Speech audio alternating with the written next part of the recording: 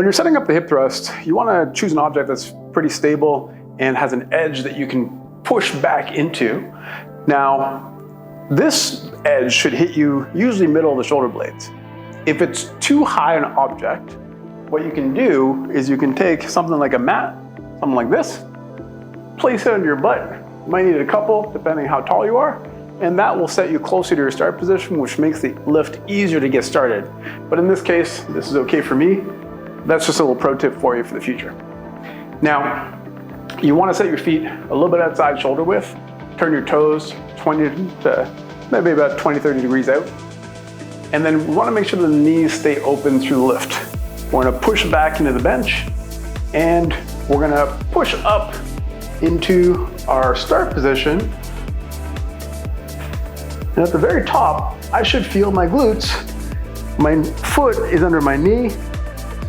I have this open hip crease, and I want to imagine like I'm trying to look at my knees. If I do that, I usually feel some butt tension. If you're feeling lots of quad, it might mean that you need to move your feet a little further forward so that we have more involvement of the glute and less of the quads. One of the most common mistakes that I see done with this particular exercise is that we lose tension through the midsection. So we get lots of arching at the top, which means this hip doesn't fully open, and this feels more like a lower back movement, or we just don't involve the glutes at all.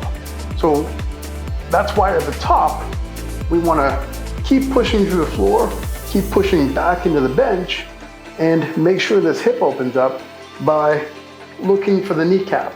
This is really hard on the neck to do that. It's okay.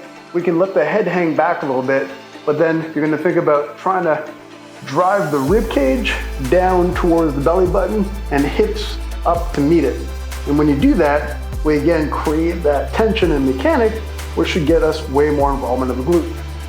The other thing is, when we're doing this movement, we want to make sure that we're pushing not only up, but back into the bench.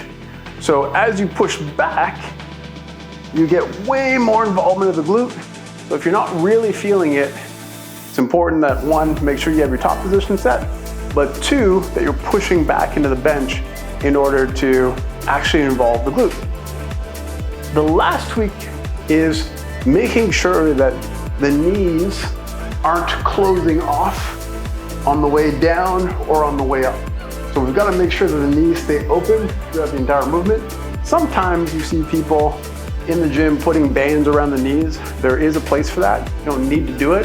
But if that's something that's commonly happening to you, having a band, and a very light band, not to make it extremely difficult, can be really helpful in reminding you to drive the knees out while you do this, while still keeping the whole foot on the ground.